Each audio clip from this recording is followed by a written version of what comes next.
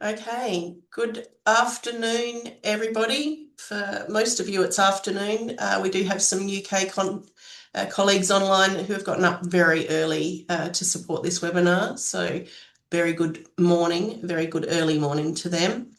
Hello, my name is Bilton. I am a non-Indigenous woman from Adelaide in South Australia, in Australia. I'm the Program and Research Director for ARIIA, and we are your hosts this afternoon for the Global Observatory for Long-Term Care's annual webinar. So thank you very much for joining us. This will be recorded, so if there's something that you would like to add into the comments or not have your your video showing, then please let us know. But this will be recorded for catch-up purposes. So I would like to start our session today by acknowledging the First Nations peoples of all of the different countries that are joining us today from around the world. This is an international webinar, and so very important that we acknowledge the First Nations peoples of all the lands and those First Nations people joining us today. I'm coming from Ghana land, which is an Aboriginal country in Australia, and yes, but there's lots of different people all around Australia and all around the world. So I'd like to start by just giving you a little bit of a background about ARIIA. ARIIA are very pleased to be invited to be the hosts of this webinar, this international webinar today. ARIIA is Aged Care Research and Industry Innovation Australia. We are a Commonwealth funded entity here in Australia that has been set up to support best practice delivery, innovation and technology adaptation and adoption in the aged care community in Australia. That includes both residential homes and people who receive care in our community through home care services. Recognising that that's not, I guess, a traditional scenario in some of the countries that our participants are joining us from today. The Global Observatory, who are hosting this program, it's the Long-Term Care Global Observatory, and it's a platform that facilitates cross-national learnings to improve and strengthen care systems by sharing knowledge. Today, it's the celebration of the UN's International Day of Care and Support, and this year's theme is changing the narrative of long-term care. So we're actually privileged in this session to start this webinar, but it's actually going to go across continents. So we start in the Asia Pacific, and we've got Asian Pacific presenters today and a couple of special guests. And then it goes to the UK, and it'll be hosted by the London School of Economics a little bit later in the afternoon. And then it's actually going to be hosted by the organisation My Care in Chile towards the very end of the day. So that's how the structure will run. The day and the presentations are around busting myths, ensuring that people around the world can live with meaning, regardless of their age and disabilities and support needs.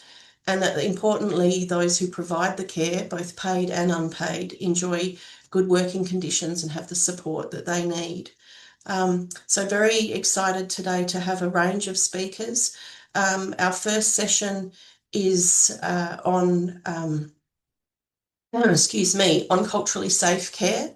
And we have a couple of different presenters presenting their, I guess, work and activities in this space from around the Asia Pacific.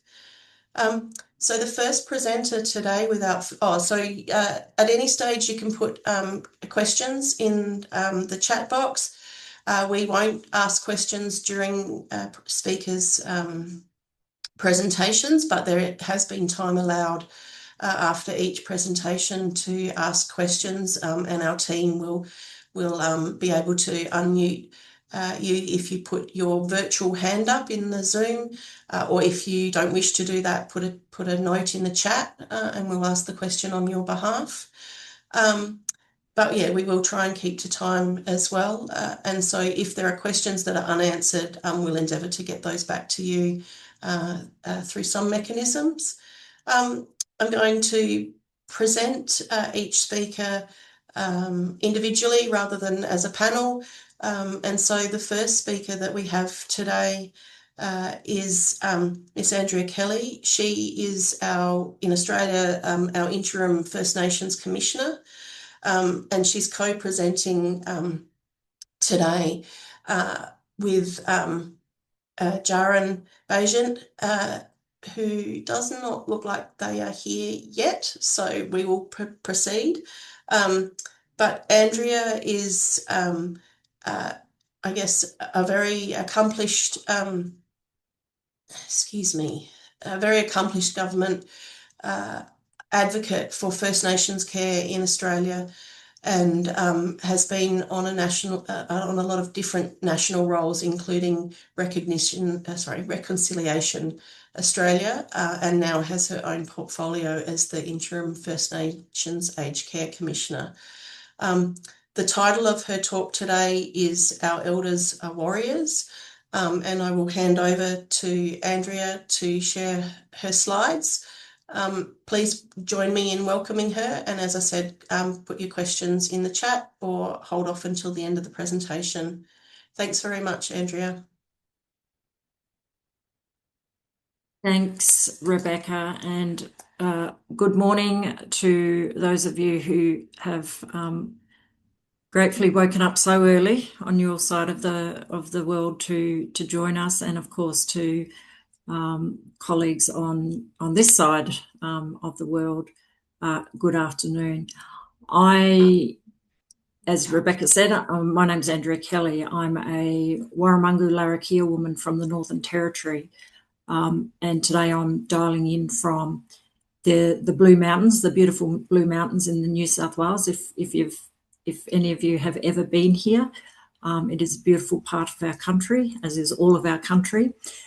But it's really important that I acknowledge that I'm actually on the country, the traditional lands of the Gundungurra and Darug people here in the Blue Mountains, and I acknowledge their elders, past and present, and thank them for allowing me to walk on their country, be on their country, far away from my ancestral lands in the Northern Territory.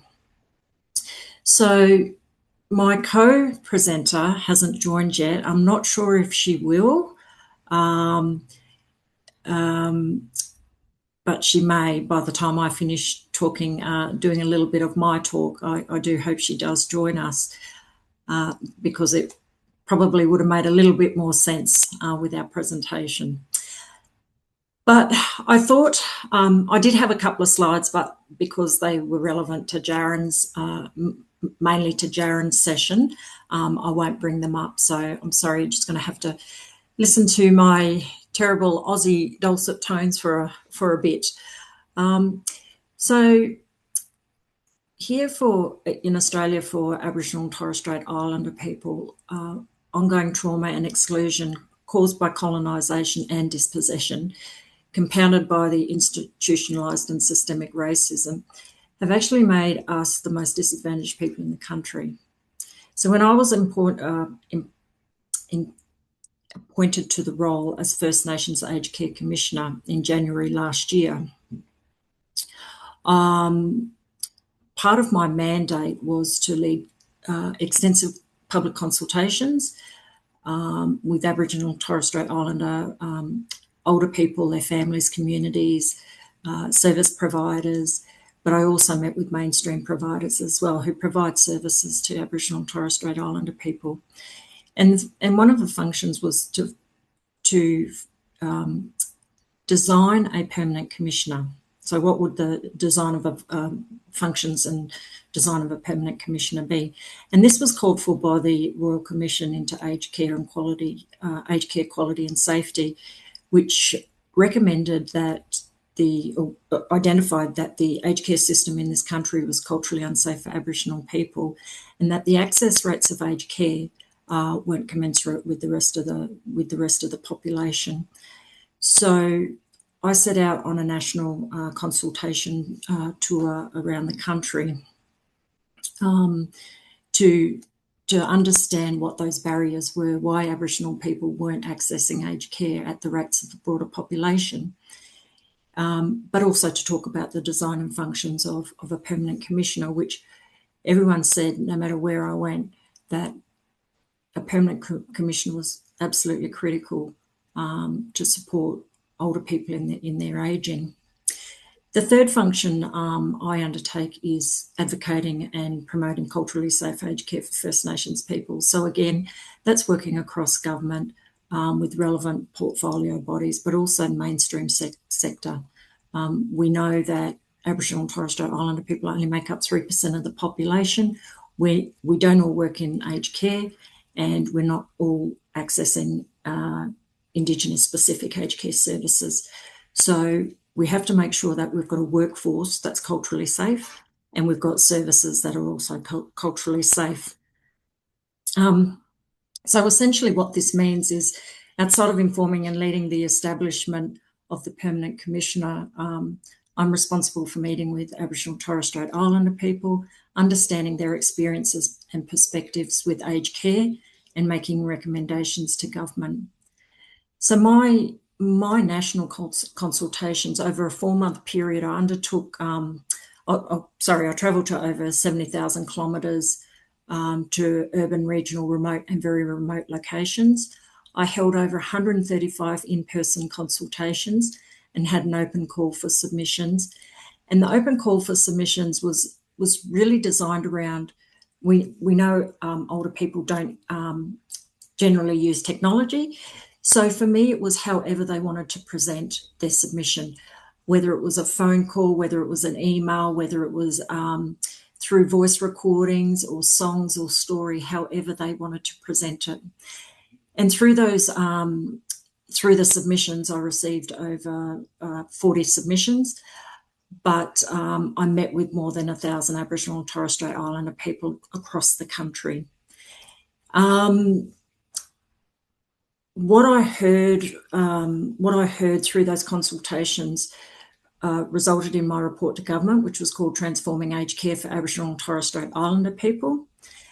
And what I also did as part of that report was a community booklet, because one thing we're very good at doing here in Australia in government is we consult with people, but what we never do is go back and say, this is what we did with your information, your intellectual property. So it was really important for me to make sure that I went back out to everyone I met with and said, here is what I told government. This is your story. This is your voice. I just wrote it and presented it to government. It's not my story. It's not my, it's not, any of it in there is not mine. It is yours. So that was something that that was really important to me in making sure that all of the people I met with heard what I told government. But since that time, I've continued to engage. That was also really important to me, that I wasn't going to be this one-hit wonder and people would never see me again.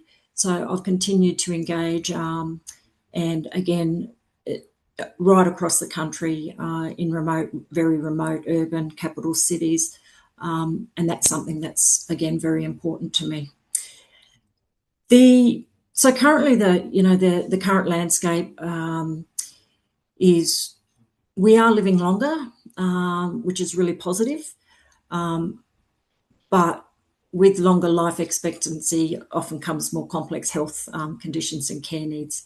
So we're more likely, so when I say we, I'm talking about Aboriginal and Torres Strait Islander people. So we're more likely to live with dementia, stroke, diabetes, high blood pressure, renal disease, cardiovascular disease, hearing, vision, along with disability and mental health concerns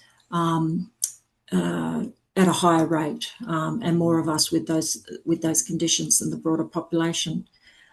And all the while we're more likely to live with these risk factors, we also have low socioeconomic status. and that's impacts of childhood and intergenerational trauma.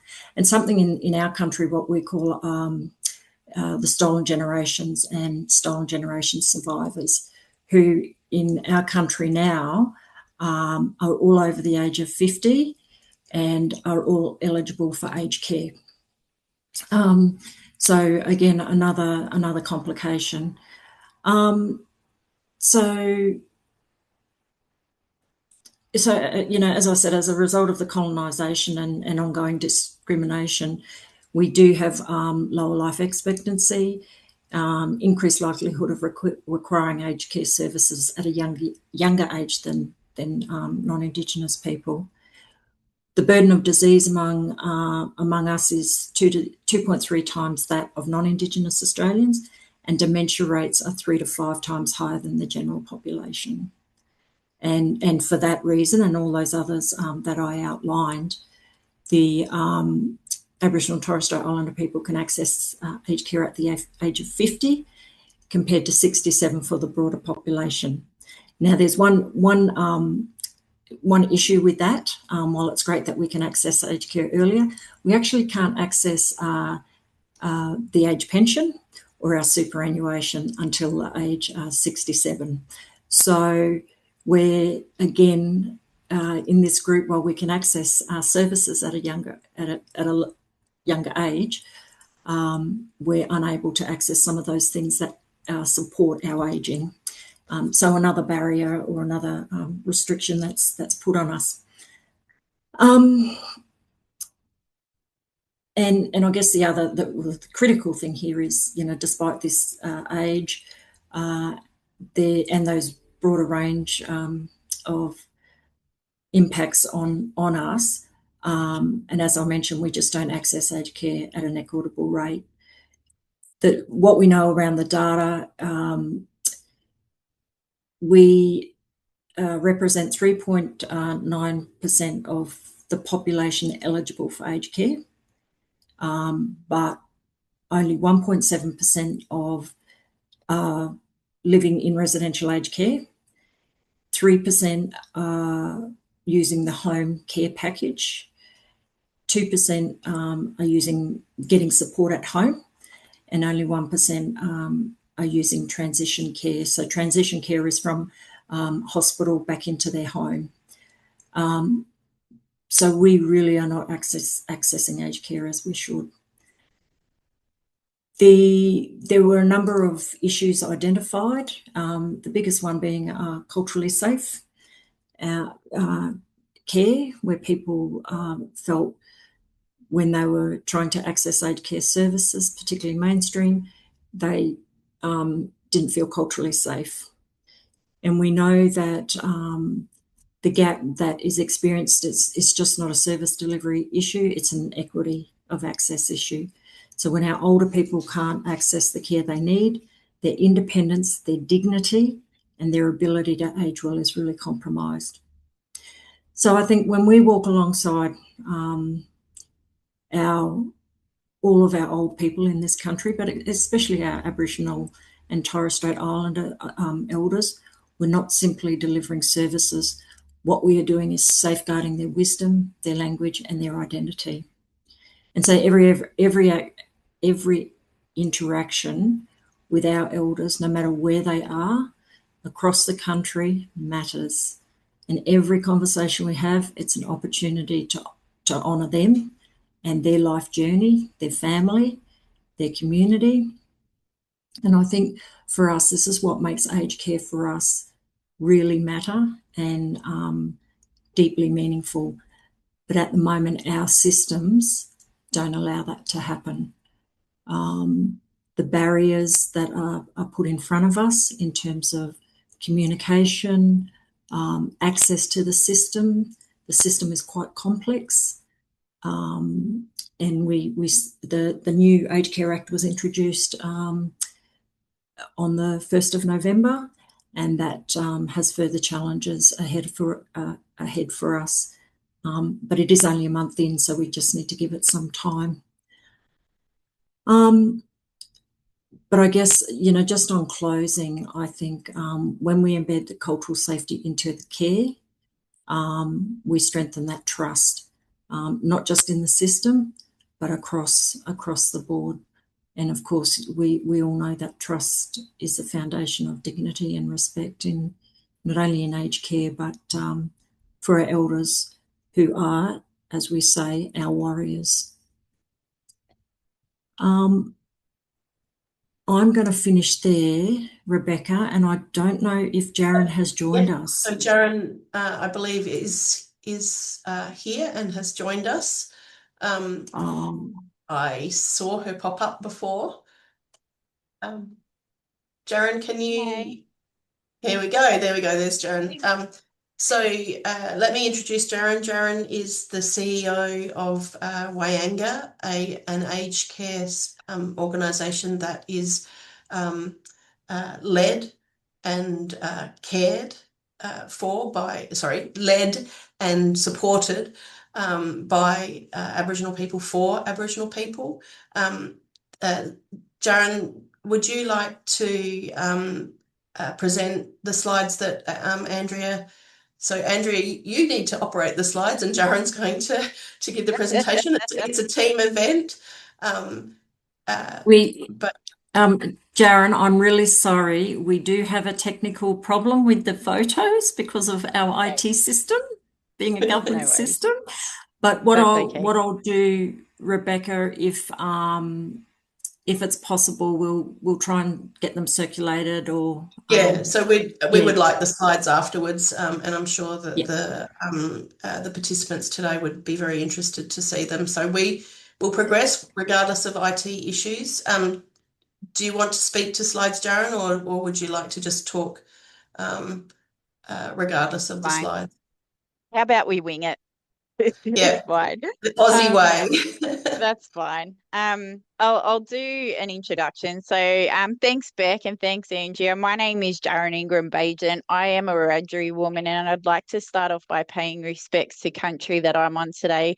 I'm speaking from Gamaragal country, which is on Sydney's northern beaches, and I'd like to pay my respects to everybody in this conversation today, to pay respects to your country, the land on which you're on today, pay my respects to your elders, to yourselves and elders past and present, and just acknowledging that, we all stand on the shoulders of giants, and like Andrea quite rightly outlined, our elders are warriors. And I apologise for my technical difficulties today. I am coming to you remotely from a library at the moment because our building is currently, we experienced some significant water damage from some freak rains lately, and so our building is out of commission, and so I'm in a public space and I might get kicked out shortly. So just bear with me, everybody.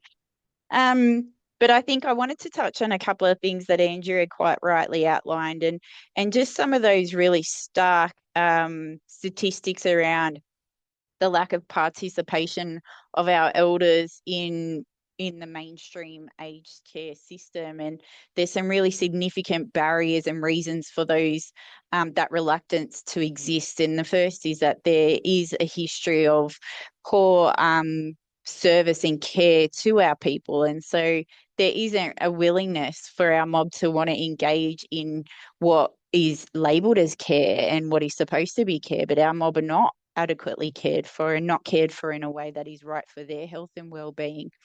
And that's why places like Wyanga Aboriginal Aged Care, which is where I work, I've been the CEO there for feels like a decade, and it's only been 2.5 years. I think I've aged 10 years myself. I might have to access the aged care package myself soon.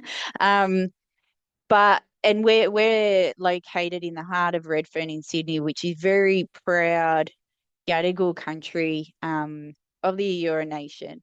It's the birthplace of the Aboriginal civil rights movement in Australia, and it's the birthplace of the civil rights movement in the Southern Hemisphere.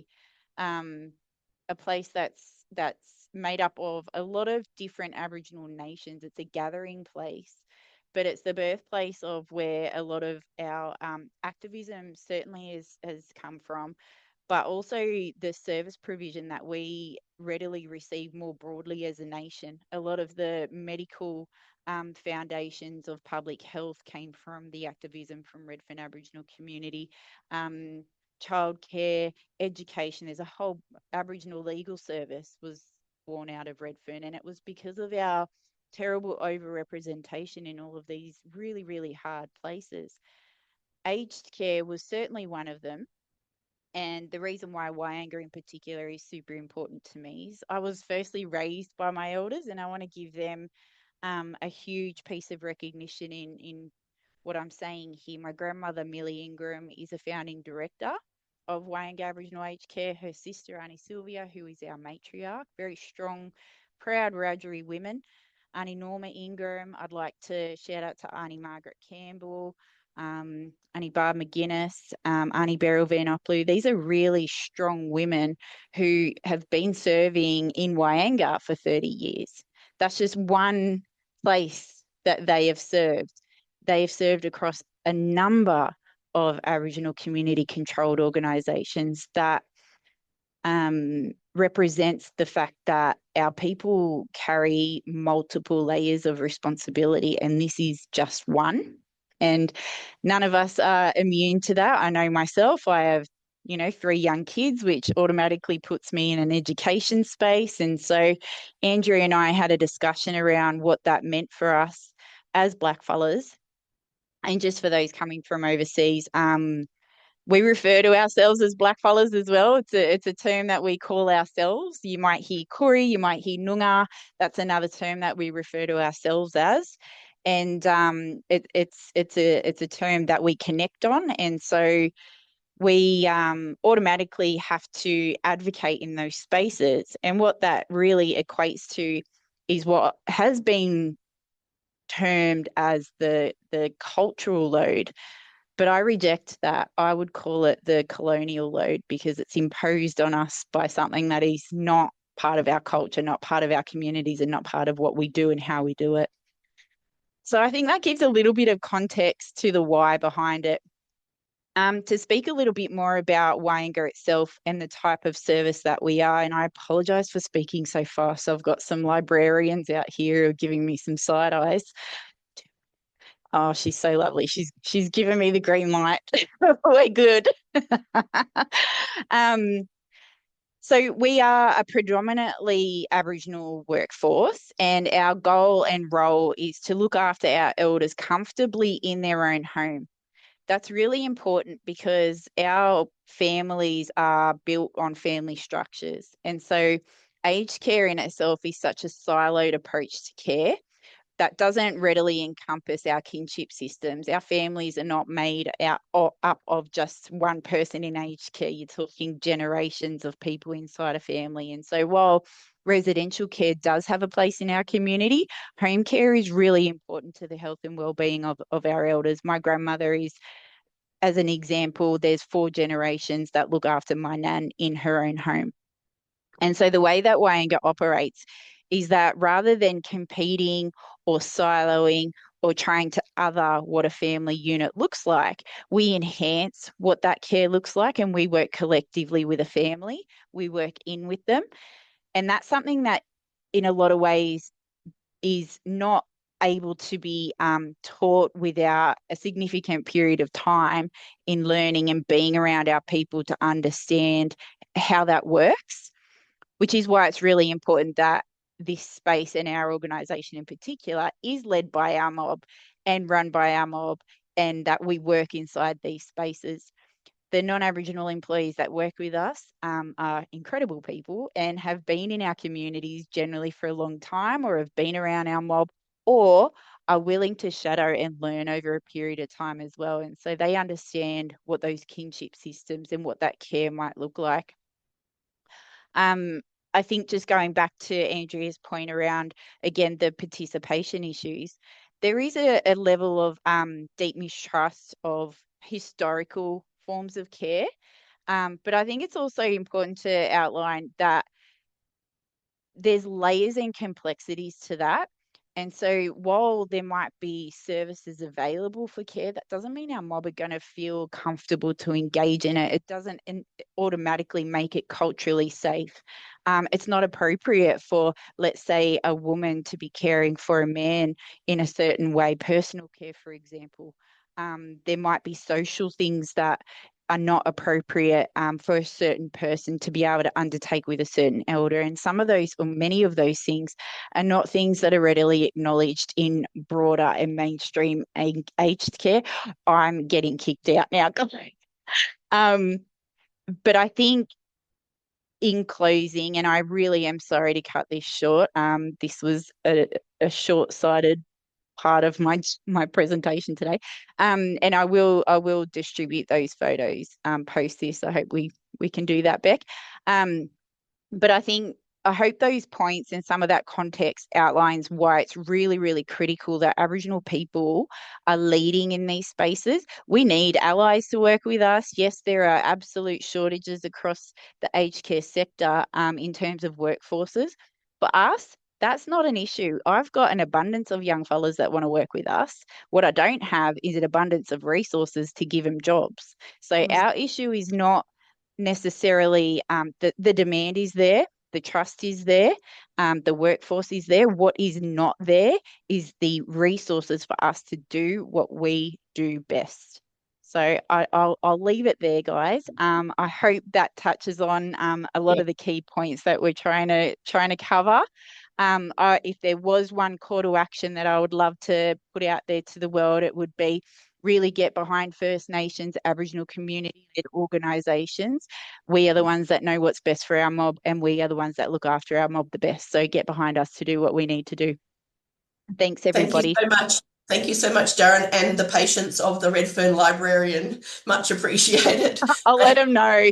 Thanks so much, guys. They might need a chocolate frog or something, Jarin, as a... I'll definitely pay them in chocolate, don't worry.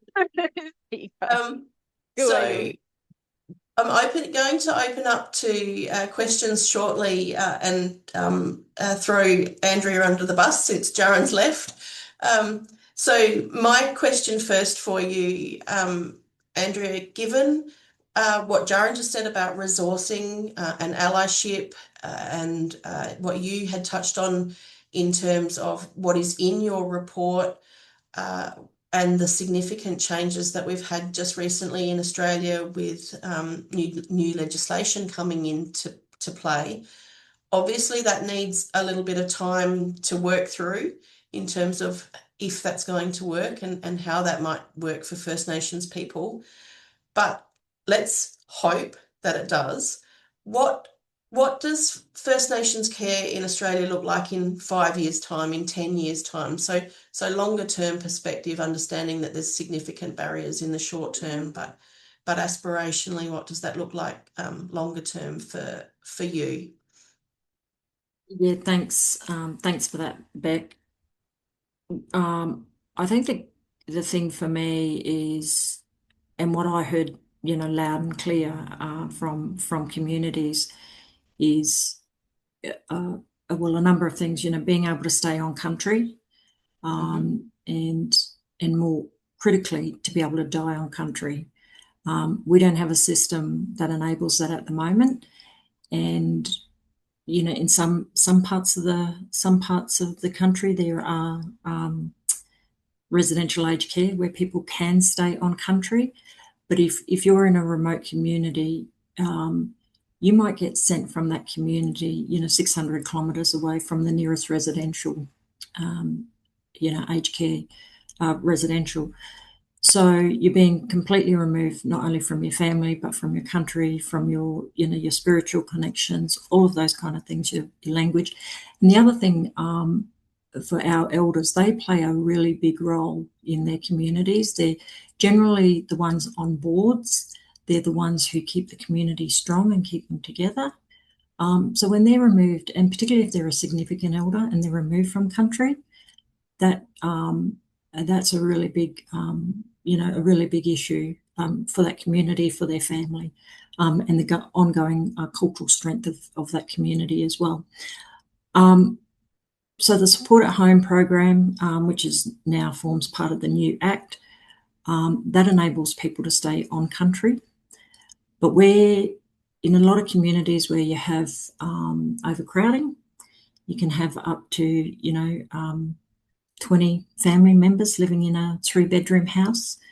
The ability for the older person to maintain and stay in that home is really difficult. The ability to have a fridge to store your medication, to store your food, is compromised. So we're still a long way from having appropriate care in community. And that's regional remote communities. And in the bigger centres, the capital cities and the bigger regional centres, there's also the impact of loneliness, because so often families don't come and visit. So we've got this big problem pretty much. In my report, I called for a 10-year plan. I could have made it 8. I could have made it 12. 10 aligned with, there's no time to talk about this now, but closing the gap, which is a national agreement. And that's around equity for Aboriginal and Torres Strait Islander people across all different, justice system, the health system, the education system, all of those kind of things. So I aligned it to that. But basically the recommendation to government was, let Aboriginal and Torres Strait Islander people get off the aged care train, as I kind of call it, and enable us to design a system that works for us, that's culturally safe, trauma-aware, healing-informed, takes into consideration the role that elders play in their communities, in their families. They're often the primary caregiver. Often they won't go into care or don't want care because they're looking after their own families. So, that was a call for government to let us stay out of the Act for now. Let us design the system that enables us to age well. I still haven't had a response to my report, but I'm quite positive that we will see some changes. But just on closing on that one, Beck, the other thing I think is really important is the distinctions between. Sorry, I'll take that step back. Health for us is a continuum. It's of our being. It's of any person's being. But again, in this country, there are distinctions between the primary care, the health of aged care, disability, palliative care. They're all arbitrary. And, as is the distinction between aging and dying. Well, instead of going, this is the person and this is their health and they just happen to get old and then, they happen to have a disability or they have cardiovascular disease or something, we're siloed. We really need to break those down. We need to be doing more to break that down. Understanding the perspectives of culturally safe, person-centred approach that really takes into the cultural determinants of health, which are really our protective factors that support us and our well-being. And that goes to the things that both Jarin and I have talked about, our kinship, our spiritual connections, the maintenance of our cultural obligations in community, the use of our language, our cultural expression, and the most important thing, our self-determination. And if those things align, then we enhance our health, our resilience, we strengthen our identity and, of course, our well-being. But I guess where I'll finish where I started, and that is really all of that wrapped up is our connection to our country, and that enables us to die on our country.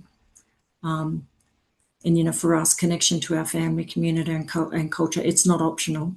It's absolutely at the heart of quality care and heart of our care. So it's probably a long answer for you, Beck, but... I'm very used to that from you, Andrea. Are there questions from our participants online? I can't see any hands up, but please feel free to put a question in the chat. If there's not another question from the participants, I'll have a follow-up question. Then it'll be the Beck and Andrea show. One of the things that I think is really obvious to those who deliver culturally appropriate care, but not obvious to mainstream, is lumping everybody in the same category. So, we've got Faye Spiteri online providing care to the Greek community in Australia. We've got Ikimoke from Waikato and the Maori connection online. But the reality is that there are so many First nations in Australia that culturally appropriate for one nation is not culturally appropriate for the other. And so how do you think that can be navigated in examples where, if you're on country, that makes sense because that's your country, but in our metro areas or in our larger regional areas where you might have a melting pot of all different cultures and many First Nations cultures, how does that get navigated? Yeah, that is a tricky one, Rebecca. And it's tricky even within community, and that comes back to that kinship, where men and women can't be near their daughters' husbands, and different things like that. So even navigating those sorts of cultural perspectives and really need to be considered in the broader, and I guess that's why having cultural understanding is really important, because again, and if we just take South Australia for example, where Rebecca is, you've got the northern part of South Australia is say Pitjantjatjara people, and if they happen to have to go to Adelaide for care and they're in the same, say, ward as Ghana people, culturally that's a challenge and that's not appropriate. So it's just kind of understanding those, and I think that's where we talk about the health system not being culturally safe and not being not understanding those cultural imperatives. So it really is a learning process, but again, something that we call on quite strongly, and that people need to understand those things, and for others that's and it might people might go, oh, we've got two Pitjantjatjara people here, we'll put them in the same room together. That could be completely inappropriate. It might be easier to put a Pitjantjatjara and a and I used that example before, but maybe a Ngarrindjatjara or something, person in the same room, because culturally it's okay. But putting two Pitjantjatjara people in the same room could be completely inappropriate. So even understanding those kinds of cultural understandings, we don't, we live and breathe it every day. We know that as Aboriginal people, but for non-Indigenous people, that is something people do need to understand as well. We have time for one very quick last question, and you'll be thankful to know it's not from me. And this is actually not a question, it's a comment. So Jitsi Tan has said, in Singapore, it is just as challenging. We have all different cultures. We've got 4 official languages, and even just for Chinese Singaporean alone, it can be divided into Hokkien, Teochew, Cantonese, and Hakka. And for Indian, Singaporean, Tamil, Hindi, and Sikhs, and many others. So definitely resonates with those that are online in terms of the complexity of cultural care. And as you say, when you live and breathe it, that becomes your norm, but it's up to us in mainstream to be good allies and to learn and to be open to those sorts of discussions. Can everybody please thank Andrea and Jarin for bravely starting off our session despite a few technical hiccups, and hopefully Jarin hasn't been escorted out of the library building and had her card revoked from her. They have kindly agreed to share their slides, so we will arrange that through the Global Observatory when we can. Andrea, thank you so much for your time, and if you're able to stay on, please do. We'll move on. So Faye is a very accomplished CEO. She's very well known in Australia in the aged care sector and very well respected. She's had executive leadership roles across government, across corporate, and for the for-purpose sector. Her areas of expertise are aged care, cultural and religious diversity, gender parity and social justice, and access and equity and social cohesions. And she's been CEO of Fronditha Care since 2021. In the similar time, she was recognised in Australia for the Medal of the Order of Australia, which is a significant award within Australia, within the Commonwealth Awards, and on the Victorian Honour Roll as a change agent. So we're very privileged to have Faye speak to us today, and her presentation is going to be about framing the way forward in aged care for culturally diverse elders, and I think it flows perfectly, Faye, from the previous discussions. So welcome, and please take the floor.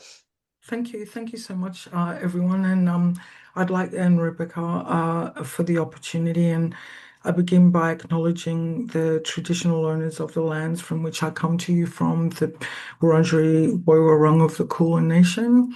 And in the spirit of reconciliation, I acknowledge all traditional custodians of country throughout Australia and their connections to land, sea, and community, and their sovereignty, which is never ceded. And I also want to take the opportunity to acknowledge our elders across the ages who paved the way through sacrifice, commitment, and dedication for Helene's to dream of a better future. So it's a pleasure to join you. Hi, everyone. So I wanted to speak to you about Fronditha Care, the mission of our organisation, a bit of our history, the work we've done through our newly established foundation, a partnership that we began on a very significant project, delivering a framework for culturally specific care with research that was undertaken by ARIIA and evolving a model to be used by colleagues in the sector, by government to shape policy and funding, and also for, I guess, underpinning for further research and insights into what makes best practice care delivery for culturally diverse communities. So to begin, Fronditha Care was established almost 50 years ago. We are a Melbourne-based organisation, but operate across Victoria, and we have services in New South Wales, a service in New South Wales as well. In 1977, leaders of the Greek community, understanding that there was a gap in culturally appropriate care for elders, founded a service to care for them. And they were especially focused at that time on those who had no financial means to ensure they had access to services and supports and to be respectfully cared for in their third age, and importantly, to remain socially connected. And today, our first facility was opened in Clayton, Victoria, for anyone who's familiar with Victoria, in 1983. And since that time, if we fast forward to today, we've grown to an organisation of that cares for more than 2,000 elders across a continuum of care. So from community services all the way through to residential services. And I'll talk a little bit about our current model to give you context about how we think the future should be framed. We have over 2,000 elders that we care for, 1,000 staff that care for those elders, 200 volunteers who complement the work that our team do by creating connection, fostering and enhancing the core work of the work we do. And we have 200 members. In 2024, we established the Fronditha Care Foundation. And that was purposeful because we wanted to separate out the business as usual work that we do, delivering culturally specific care through a bilingual, bicultural workforce. So the thing that makes us different from many other colleagues is that the majority of our workforce are from a Greek cultural background, whilst our team does reflect the diversity of the Australian community, especially in residential services. In community services, in particular, 93% of our 153 strong workforce are from a Greek cultural background. As the speaker before me was talking to, it's really about a very nuanced understanding of what elders want, what care delivery that is culturally specific looks like, but also in context of the focus of, and I believe, Rebecca, you may have spoken about the new act being introduced in Australia that puts the elders at the centre, individuals at the centre. That's something that we have been doing since our inception. So our whole model is relational. It's not transactional. It's about understanding the individual, the fact that an individual is connected to family, that family is connected to community, and that there is collective decision making around the care of an individual, and that our team members and those that care for elders not only understand the physical and day needs of individuals, but they foster belonging and they actually enhance well-being. So we established the foundation to be more forward-thinking. So for many years, we've done fundraising, and those funds or bequests that we receive were rolled back into the business. But since I joined the organization, and I had the privilege of being on the board of Fronditha Care, so a long history with the organization and being its first female president. So really understanding from a governance perspective what the needs of the organization were, but also what the needs of our community are and what the needs of our workforce are. So the foundation was a passion of mine since I was on the board, because I understood that in order to frame the future, we needed to understand what was good about our current model, what the great things were that could be adapted by other diverse communities, but also needed to be taken into account by what we say in Australia, typically mainstream providers, in terms of actually delivering person-centered care. But moreover, to look at research. So what is the evidence base for what good cultural care looks like? To look at programs. So what are pilot programs that we could run that create an additional evidence base to other research that was being done? But also to advocate. So to advocate for policy reform or service infrastructure, or to challenge, I guess, assumptions that are made around and what colleagues said prior to me, that everyone is the same, therefore services can be delivered in the same way, and that's actually not true at all. So and doesn't work. And the reason why Fronditha Care has been successful is because we do take a very different lens to the way we deliver our care. For example, we look at when we do care planning for our elders. We have a health and wellbeing framework that addresses mind, body, soul. So we look at not only the physical needs, but the spiritual and cultural needs. And like I said, all centered around connection and belonging. Our vision for the foundation is one where every older Australian, so not just those from a Greek cultural background, but all Australians get the care, support, and resources they need to lead a life of dignity, vitality, and well-being. So, in the last few years, what we've observed is that elders want to age in place, which needs to be respected, but that means a different model of care needs to be developed to deliver that support so that they are not socially isolated, so that their care needs can actually be properly planned for.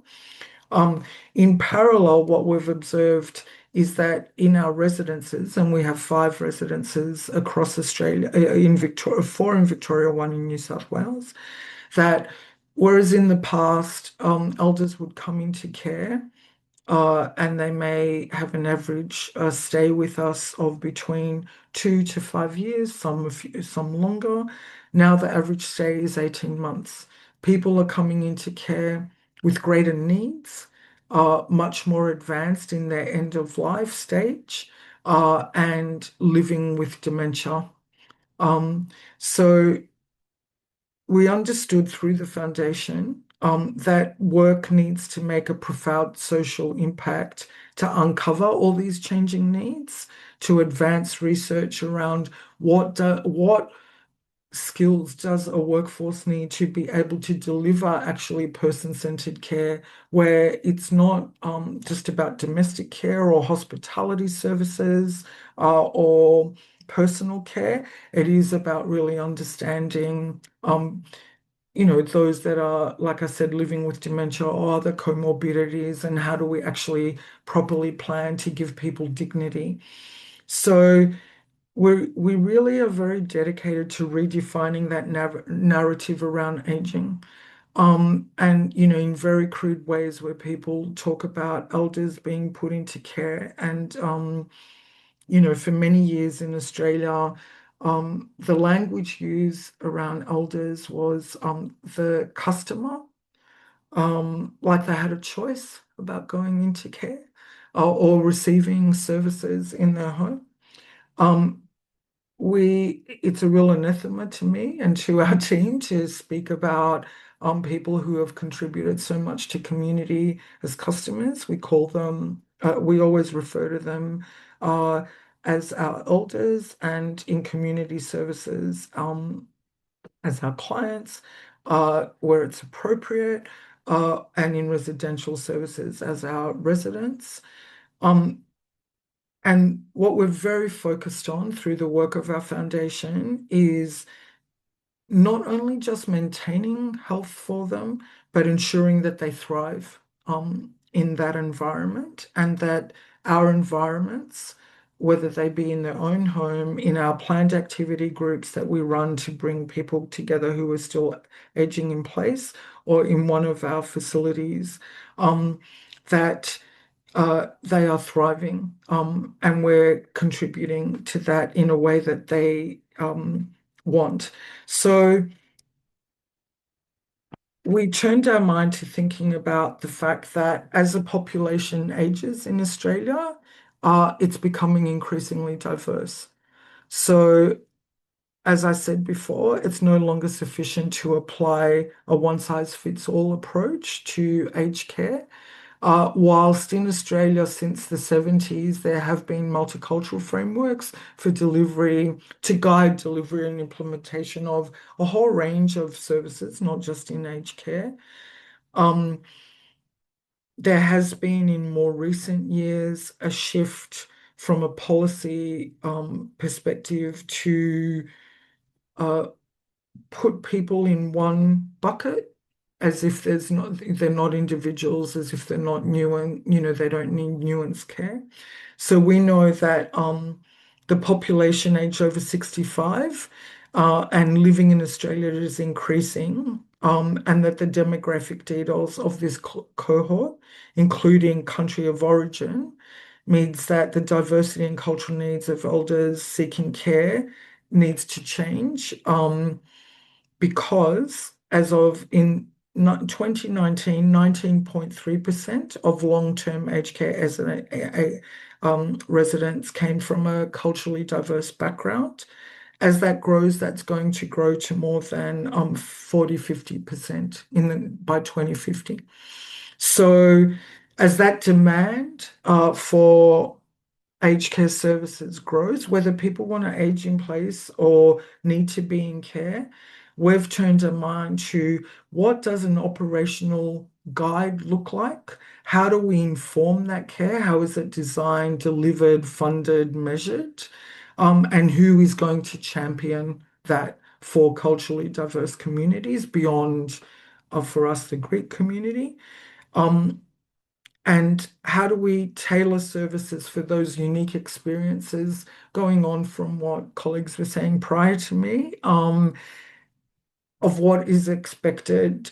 So, and what do I mean by that? By that, I mean, how do we identify language needs, traditions, food preferences, spiritual practices, family dynamics, attitudes toward health and aging, attitudes toward being in care, attitudes to how they are deeply influenced by their experience and their what they want for their well-being, especially when we look at the fact that many elders don't have home country experience of an aged care system like we have in Australia. So there is still very much today an expectation that family will care for an elder. Certainly, I was just recently in Europe and in Greece, and we met with a whole range of providers in Greece. And there's still a lot of shame and stigma around putting a loved one in care. So, in order to deliver good care to those either aging in place or those that need to be cared for in a more ongoing environment, we actually need to be respectful of that and change the focus from that shame and lack of dignity of someone going into care to something that is really about wrapping our arms around them and providing that well-being. So to the framework. So as I said, ARIIA partnered with us to look at what the measures are that we need to be considered in a framework and how we adapt that. And we've evolved that work to look at 6 domains. So the first is individualized care. And we haven't launched this yet, so that's why I didn't want to share slides with you today, but I'm really happy, Rebecca, once this is launched, to share with the group. So individualized care is really about how do we tailor care to elders' unique cultural identity, history, and preferences.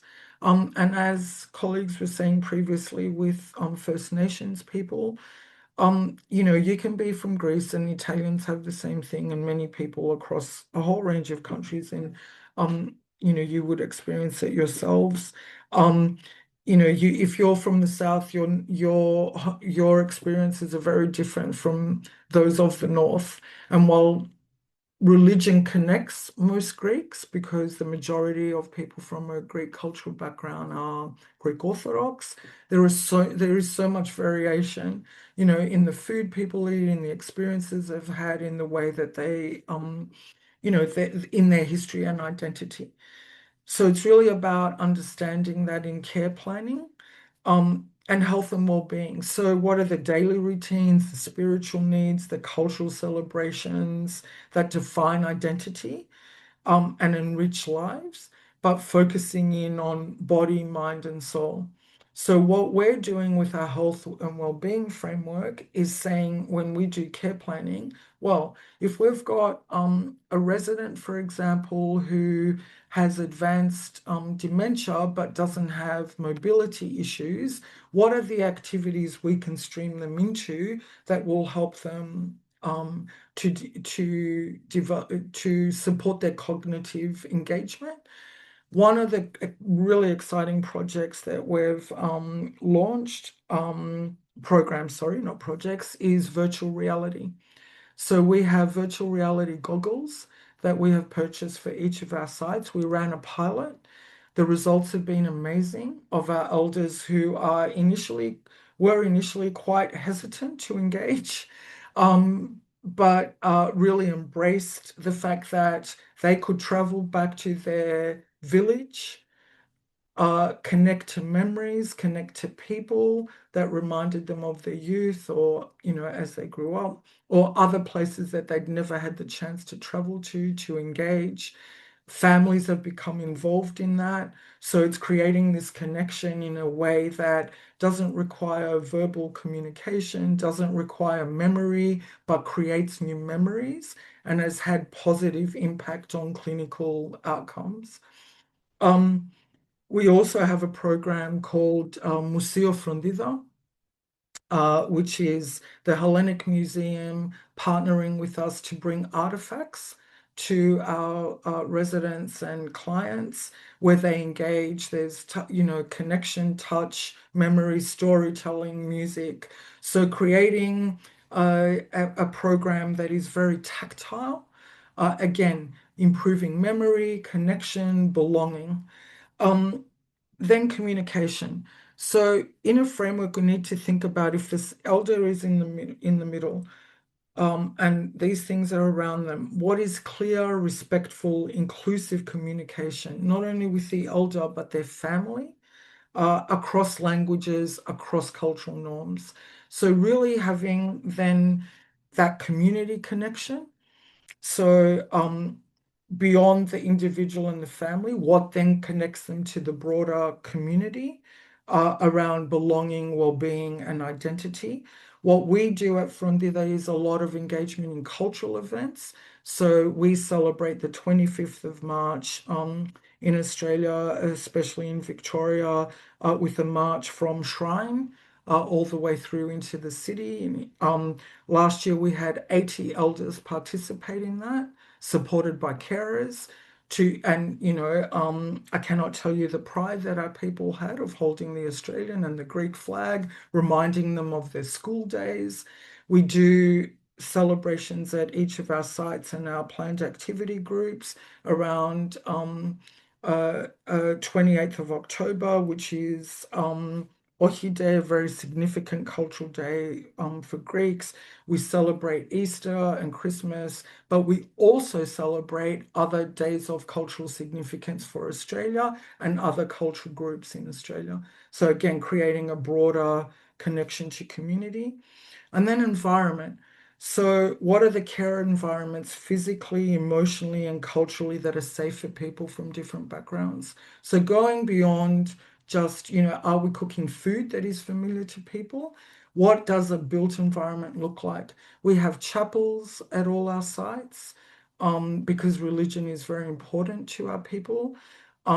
We have icons. The way our facilities are built are modern and engaging, but also reflective of things that our people connect to. A lot of photographs, a lot of photographs of family. Actually, in the past couple of years, we've actually taken a lot of professional photographs of our elders. I'm happy to share links to our latest annual report, but also previous reports where you will see it's all about our people, because without our people, we don't exist. And then it's workforce. So a culturally competent, supported, and diverse workforce that reflects and understands our people. And this is the challenge.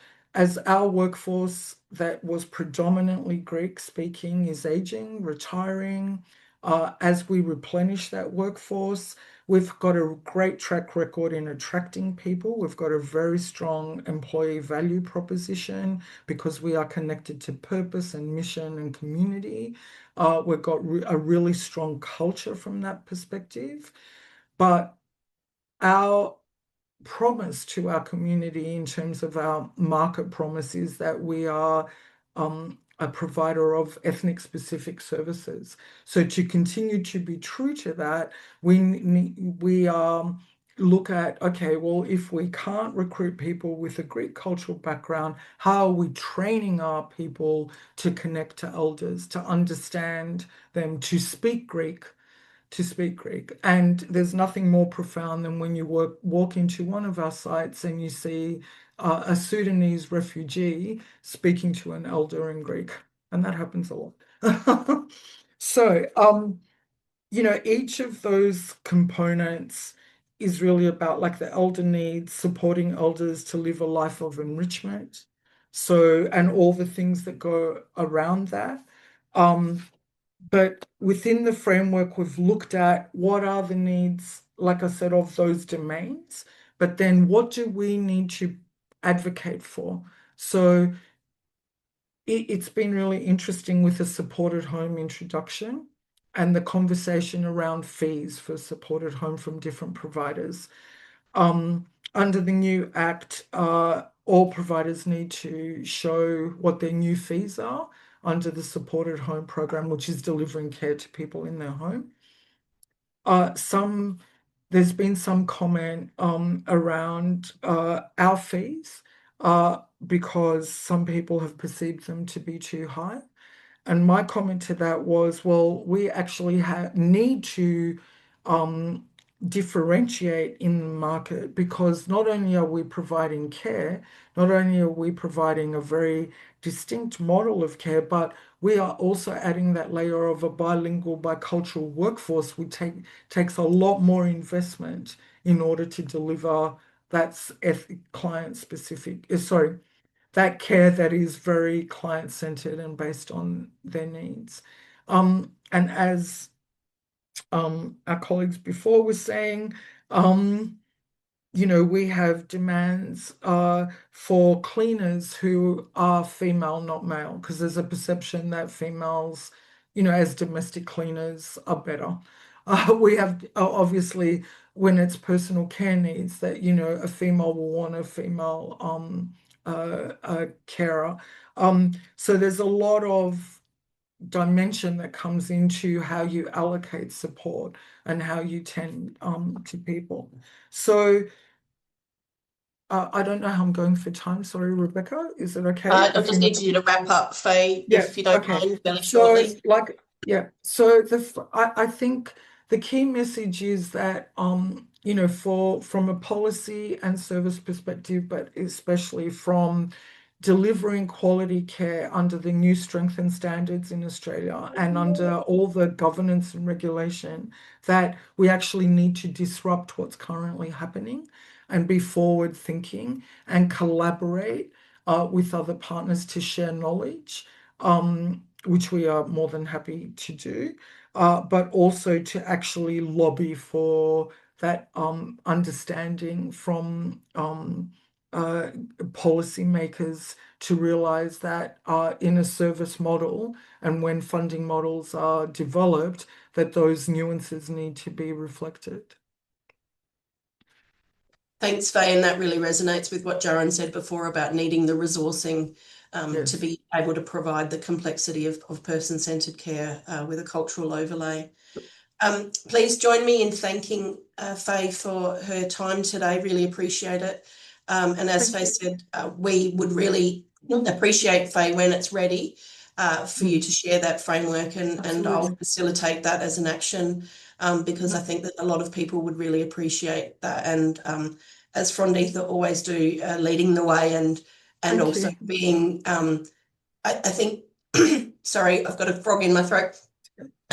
always being mindful that you're always looking beyond your Greek community and realizing that this is an issue that many that are providing culturally appropriate care face. Absolutely. We'll move on in the interest of time, but I've put Faye's organisation link in the chat. And if you do have any questions for Faye specifically, please put them in the chat and I'll pass them through to her. Thanks for your time, Faye. Really appreciate it. Thank you, everyone.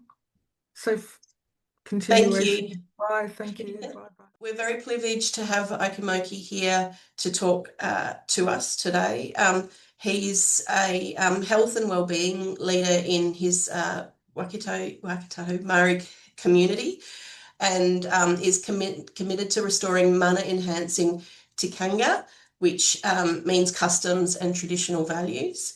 And he wants those approaches to inform long-term care for his kamatua, which is the Māori word for elders in their community. His work is guided by the principle of amoa aki te ora o te iwi ka putiki te wānau. And I didn't get that right. I practiced a bit, I'm sorry, which means protecting the well-being of the people is paramount. And I think that reflects both the previous talks that we've had today. With Ikimoke's permission, I'm going to put some of the Māori words that he will use today in the chat so that you can follow along and learn, which is really important. This is what we're here for, is knowledge sharing. Please join me in welcoming Ikimoke, and can you share your slides, please? Because at the moment, all I can see is Andrea Kelly. Here we go. We can see them, but not in presenter mode. There we go. Perfect. Welcome and thank you for your time today. Awesome. Nō reira, tēnā tātou e te whānau. I te tuatai mea tu kia koutou e huitai nei I rungi tā huatango o mātou kaupapa ko ngā kaumātua te taki. Koe anō e mea tu kia koutou ngā iwi taki o te ao. Kia koutou te whenua moia. Reira he mihi kauna kia koe Andrea me koe hoki Rebecca. O tira a mātou whananga a Jarin. Puta atu kia koe e Faye. Mea tu kia koutou e wharikihia e kaue mai o koutou whakaro e pāna ki o koutou whānau no reira e mihi ana kia koutou katoa. Nā reira kore paupau haere te kōrero nā te mea, kua tai mai au e kawea mai ngā moia o a mātou whānau, o a mātou kaumātua, mai Aotearoa, mai Waikato, mai te pita o te ao ko Ngāti Mahuta, ko Tūranga Wāua te marae. Nō reira he mihi kona kia koutou katoa.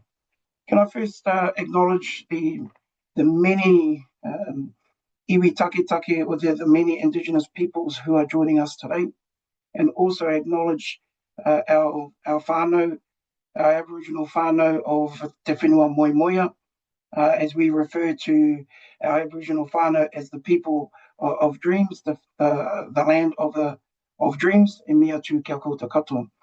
Also, I'd like to acknowledge Andrea and Rebecca for the opportunity, for the invite to be able to share with you the uniqueness of our elders, whom we call kaumātua. And thank you again for Jarin and Faye, especially Andrea, for laying the platform and sharing the shared intergenerational trauma that we all share as an Indigenous people through colonisation, through the loss of land, identity, language, and traditions. It gives me an opportunity, however, to change the narrative this evening, to change the narrative for long-term care for kaumātua by being able to promote the uniqueness of our kaumātua. So I'm not going to talk too much about the statistics. I think the previous presenters done an awesome job in providing insights of on behalf of all Indigenous people in the challenges that they face within the aged care community, especially when our elders, from a cultural perspective, may not access or want to access aged care facilities. And hopefully this afternoon I'll be able to promote some of the reasons why. Nō reira, mea tu kia koutou. So if I can, I'll put this PowerPoint together. I've changed it about 5 or 6 times already. And this afternoon when I put this last one together, I thought to myself, why am I changing my presentation one more time? After listening to the previous speakers, this is the reason why. I now get the opportunity to share with you the uniqueness of our elders, our kaumātua.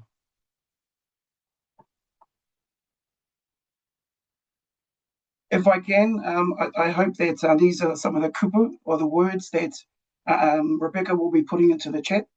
You will hear me refer to kaumātua, which means our elders.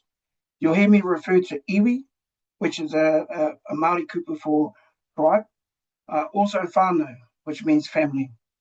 Mokopuna, which means grandchildren. And of course, and mana.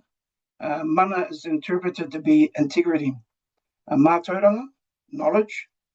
Whakapapa, genealogy. Tikanga, traditional protocols. And of course, wairua, spirit. You will also see that I've utilised some of our personal kaumātua photos to be able to share and give a deeper insight of the uniqueness from a cultural perspective. And I'm sure it's like all other cultures, a picture paints 1,000 words. Here I want to introduce to you the late Kingi Tuheitia, our king who only passed away maybe a year or so ago. The reason I want to introduce you to him is because of his proverbial saying, amohia ake te ora o te iwi, ka puta ki te whaiau, where it translates to the health and well-being of the people is paramount. Now, he talks about both all generations, mokopuna and kaumātua. And I'd like to introduce to you to kaumātua. Yes, we all start off at a young age as mokopuna. And I do want to acknowledge that this is the space and where we start to learn all of our traditional knowledge. And so our kaumātua were all mokopuna at one stage. So kaumātua, a respected elder, starting from the young ages and then transitioning through to becoming the carriers of mātauranga, of knowledge. So we respect our elders, our kaumātua, as the holders of many of our iwi histories. In Aotearoa, in New Zealand, we have many iwi, and many iwi with many, many stories. So we get to share all of this knowledge with our elders, and then our elders get to share all of that information with themselves, and it keeps our culture as Māori people very vibrant and alive. I also want to acknowledge that our kaumātua have their own uniqueness, and is shaped by their whakapapa, especially their lived experience and cultural identity. The ages of our kaumātua at the moment, we're starting to celebrate more 80th birthdays. It wasn't a thing that we did 20 years ago. The expected life expectancy age was around about 55 to 60.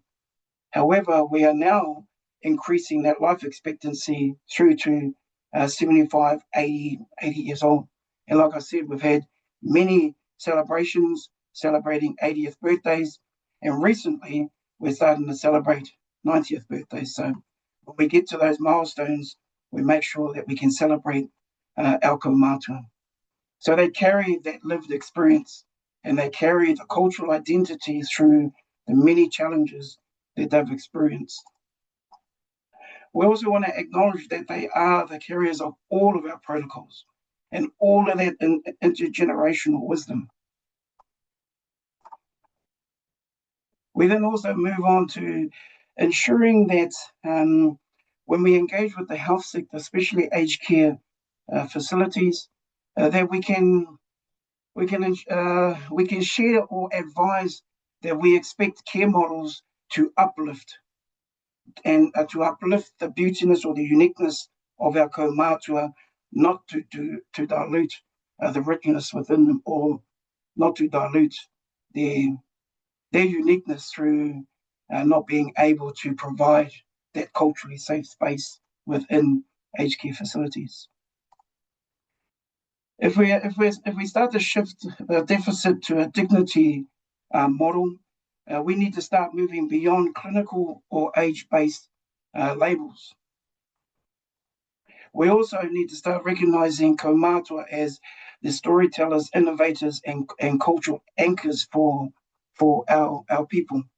And so when we start receiving, or when our kaumātua are being admitted into an aged care facility, there's a need, or there's a need for many of our staff to have that cultural education or training or competency to understand how to receive many of our kaumātua who are recognised to be these cultural anchors on our behalf.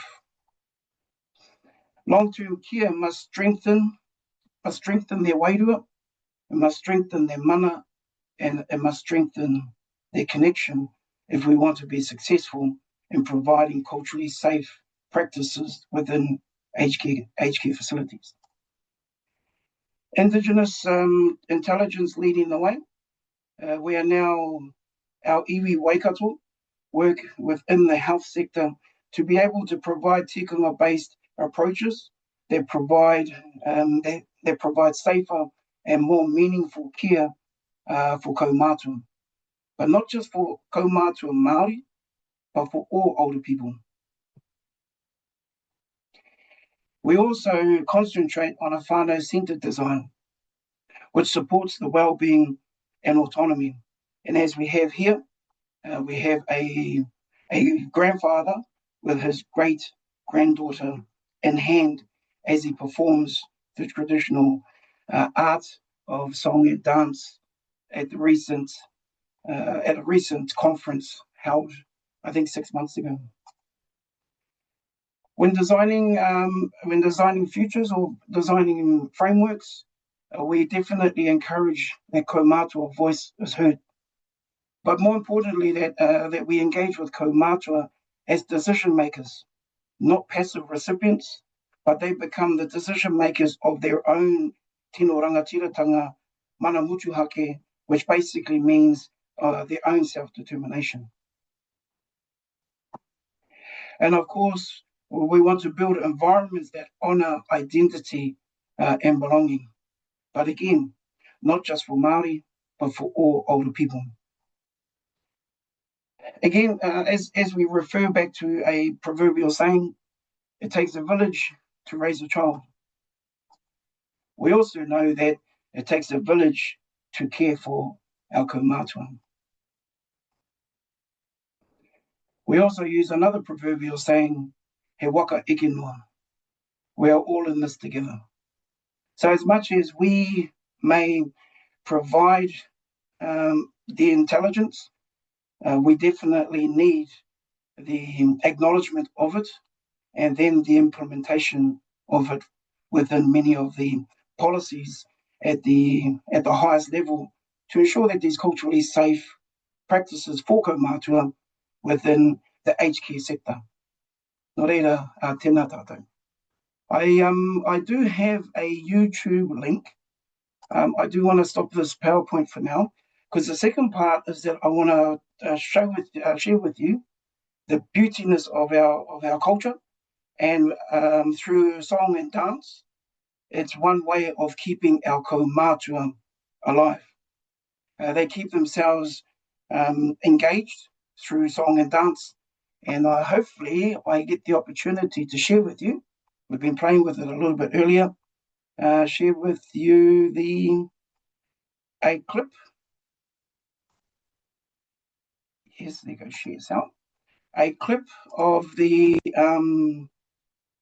hopefully you can see that. Soon you should be able to hear it. I'll just have a quick volume test. If that's coming through. Awesome, excellent. So while I play,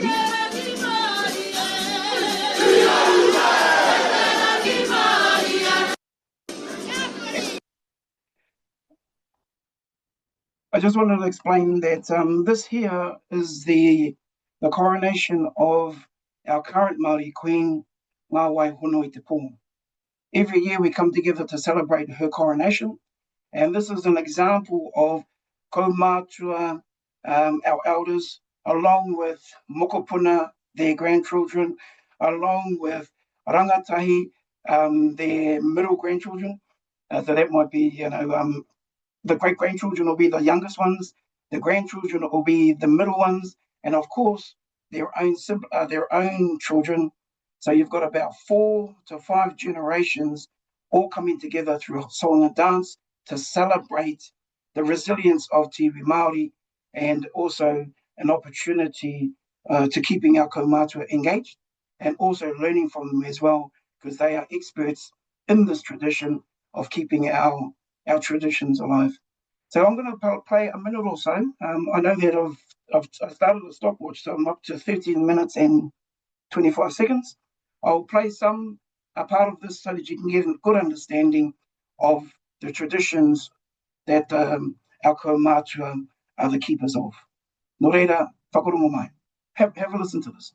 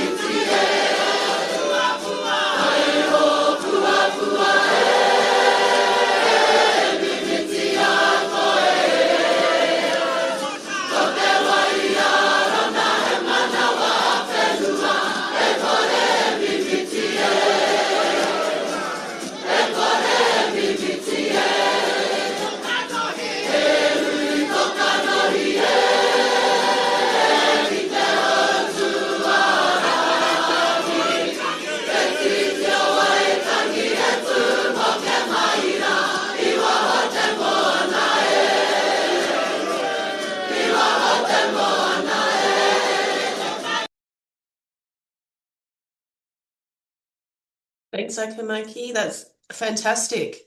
There's been a couple of requests. Can you copy the link into the chat for the YouTube video? That would be great if you can do that, or send it to me and I'll do that.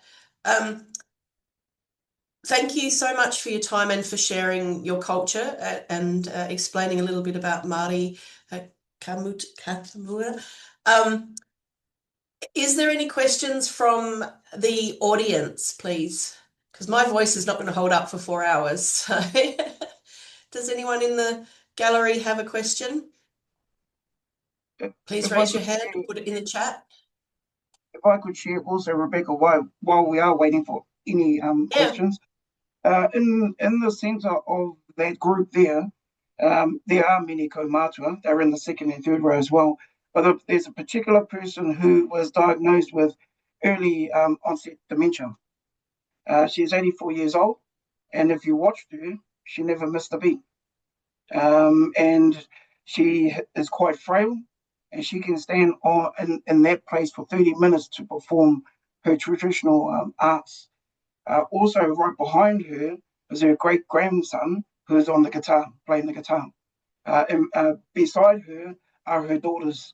And also, when you watch the video, if you see the young lady in blue doing what we call the poi on her own, that is the queen.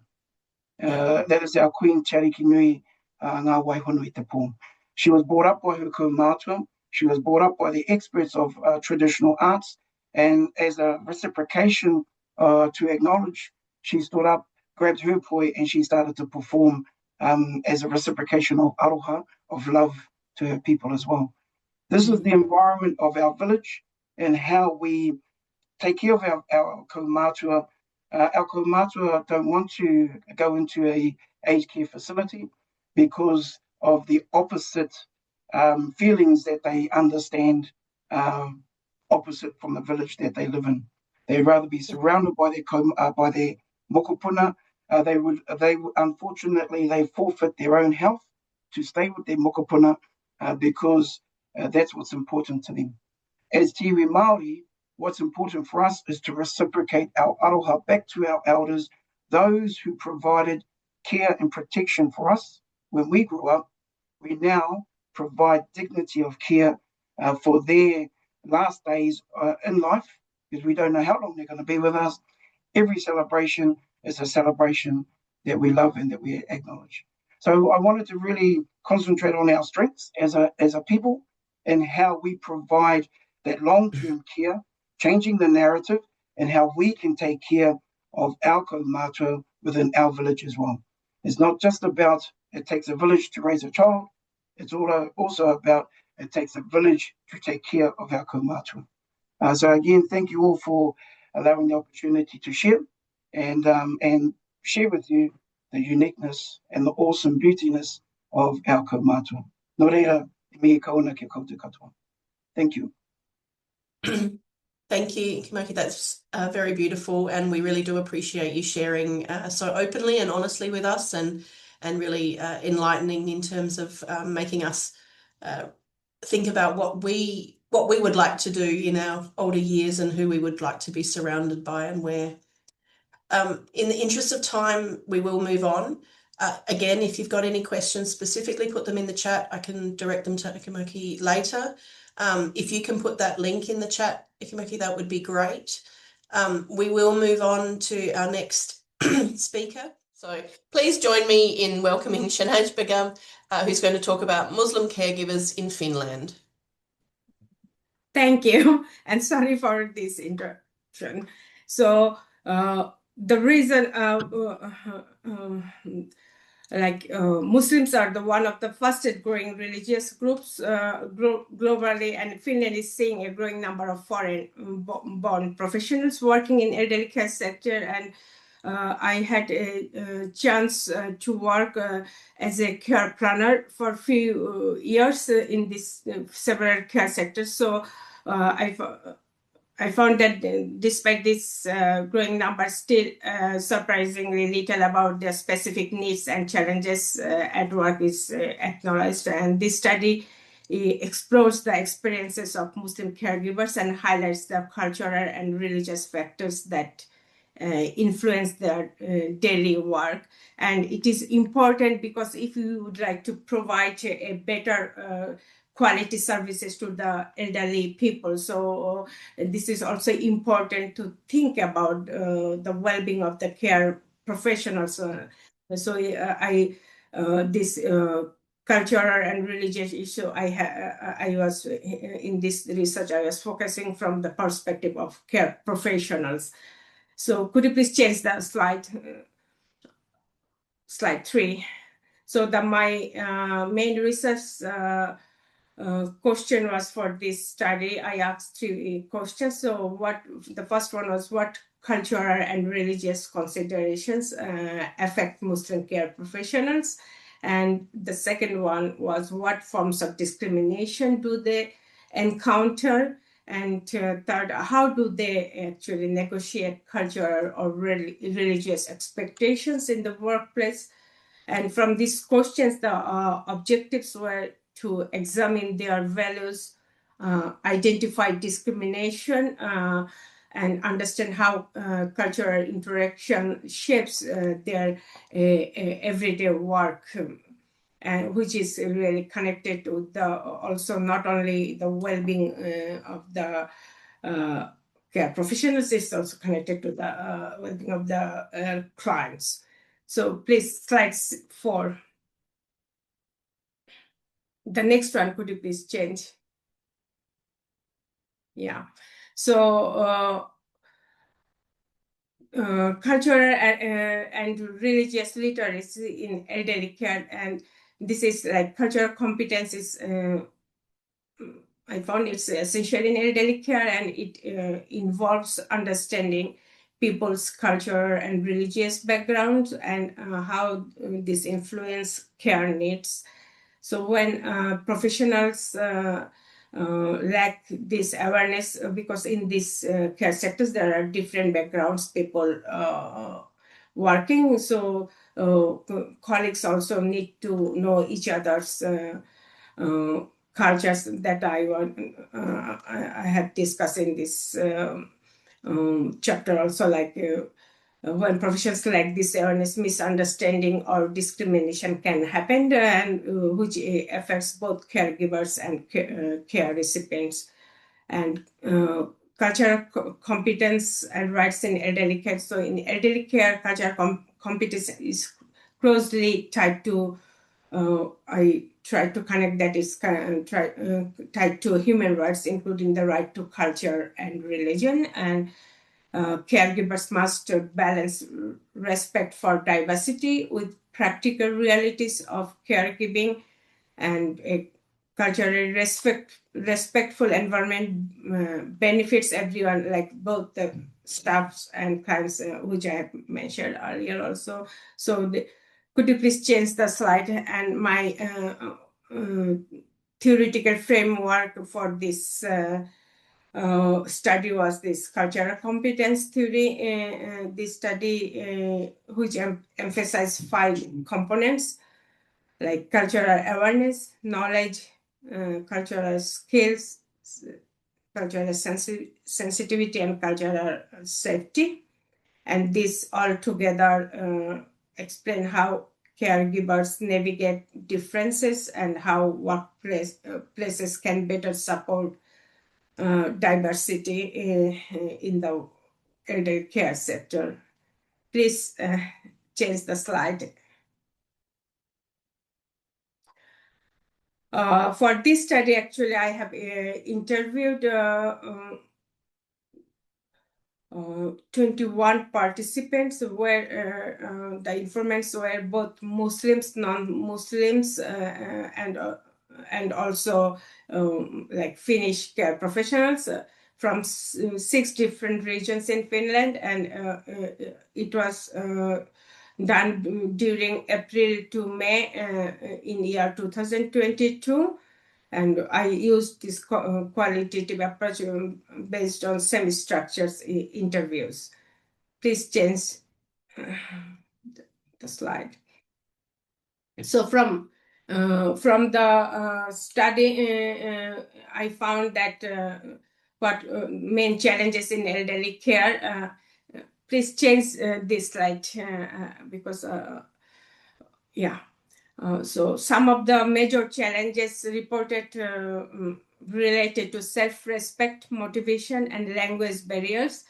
Communications remains a key issue and which can affect job opportunities. And as one of the participants, like named Shahnaj, who mentioned that maintaining one's cultural and religious identity while overcoming language limitations can be particularly difficult. And can you change the slide? So the next one I have focused like pious natures of care work. I was asking why actually they have chosen this care sector, though they since quite many have mentions about the challenges, and most of them they have mentioned that this is they thought that this is a pious nature of care work, and it gives some kind of peace in their mind. And for Muslim caregivers, elderly care is seen as an act of worship.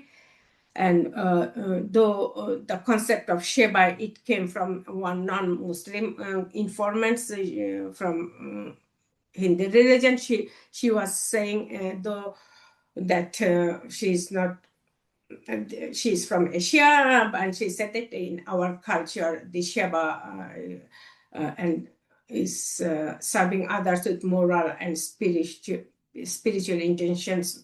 It motivates them and gives some kind of meaning to their work. And this perspective often helps them stay committed despite these different kind of cultural and religious challenges. So most of them, all informants said that because of pious nature of this work, they were interested in these care sectors. And since they don't speak very good Finnish, and that language skills, is still possible to work in this sector. Please change the slide. And almost all informants, they said some kind of direct discrimination and they face some kind of racism in the workplace. Unfortunately, many participants describe experiences like which is linked to their religion, skin color, or somebody there as a pretended about their abilities, or like negative assumption. And these experiences highlight that there is a need for stronger cultural understanding and respect in workplaces. Please change the slide. And religion, culture, and gender, like gender preferences are important in Muslim caregiving traditions, which I found from my informants, like especially those women Muslim care professionals. Caregivers, they were feeling more comfortable caring for clients from the same gender. And concerning these dress codes, especially the hijab, influences their experiences, with some facing via simple because of their just clothing. Like some informants said that they have faced several questions both by clients and also sometimes by their colleagues also. Please change that slide.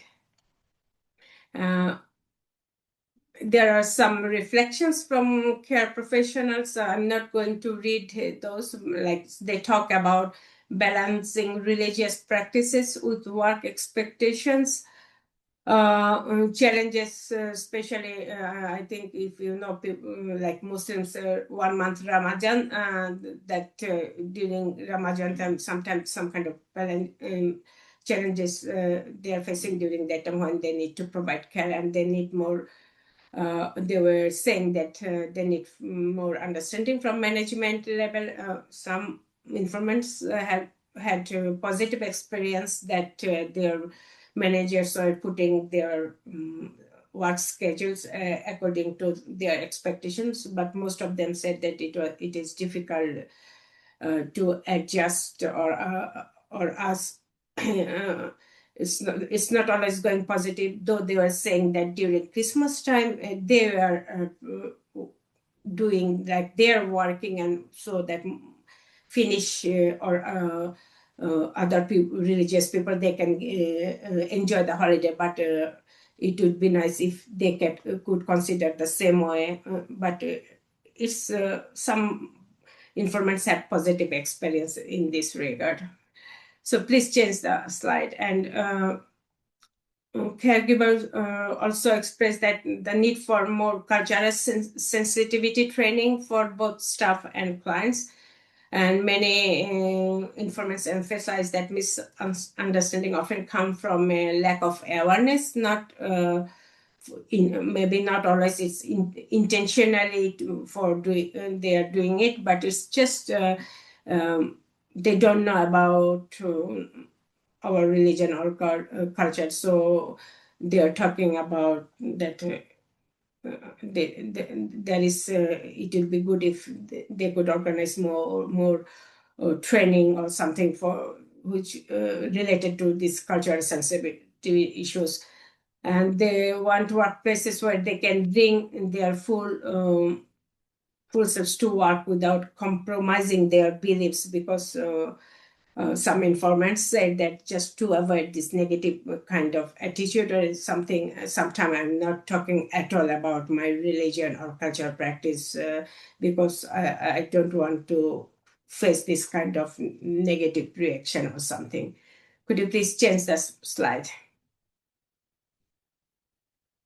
And participants also discussed like flexible schedules during religious times, prayer breaks, dress code flexibility, and challenges related to handling prohibited foods such as pork. And this small adjustment improve well-being and job satisfaction. That was the question I was asking, that what is their actually needs and expectation to feel better or something. So this kind of answers came through the informants.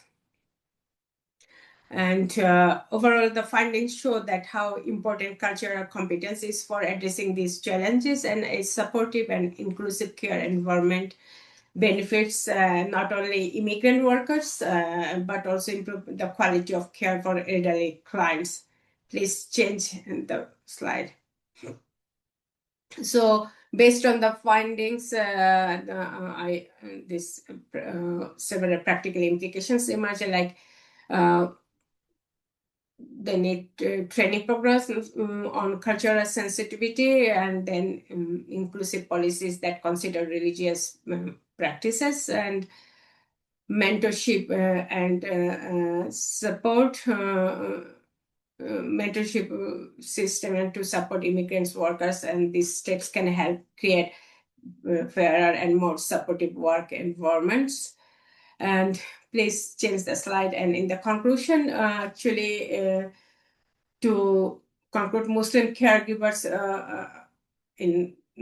for my this specific study, I said that they are playing a vital role in this Finland's elderly care sector, and their experiences highlight that importance of cultural competence and the need to build inclusive systems where diverse staff will respected, and a culturally responsive environment is essential for the well-being of both caregivers and client. And please change the slide. At the end, I put like just some recommendations that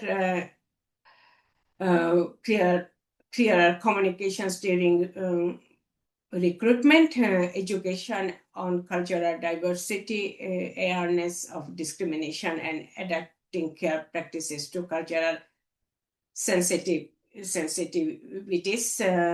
So if we could implement this, can create a more inclusive and effective care sector. So thank you very much. And I think that if you make or ask questions, then I can give more clearer pictures of my study. Since it was done 2 years ago, I had a chance to go through all things, but I have still the intervisual expression, it is in my head, so maybe I can answer better if you make the question. Thank you for listening. Thank you so much, Shahnaj, and really appreciate you keeping going despite the technical issues that we had. So what we might do is I'll just read out a comment from one of the participants, and then if there are any questions that the participants would like to put through, can you put them through in the chat, and I'll pass them on and make sure that you get an answer to them. So Jitsi Tan said, excellent presentation. I think the points are very valid. More than 10 years ago, knowing Singapore will be in need of high quality caregivers for long-term care, whether it be at home or in care facilities, we set up a school in Myanmar, training youths there to be confident and competent caregivers and certifying them for a course so that people know that they are good to avoid discrimination. Since their quality is assured by a Singaporean organisation that developed the curriculum and the trainer. And so also teaching language and culture in the caregiver training school so that they can get used to their new country. So obviously a international problem that is shared very broadly. And if you're happy to, we will share your slides and can discuss that later if you're comfortable to share slides or a version of your slides. Yeah, I think you can provide these slides to all. Okay, you're happy with that? Thank you so much. This is already published. There is nothing, All right. Shahnaj, thank you so much for joining us and being part of an honorary member of the Asia Pacific session. Thank you very much. Despite the fact that it's significantly colder where you are than I was complaining that I was cold, but it was 19 degrees today, so it wasn't quite the minus 20 that you've been experiencing. Can you please, can all participants please thank all of the 4 or 5 fabulous speakers that we've had today on providing culturally appropriate care in their communities and sharing many lessons that can be adapted, adopted and applied across the globe.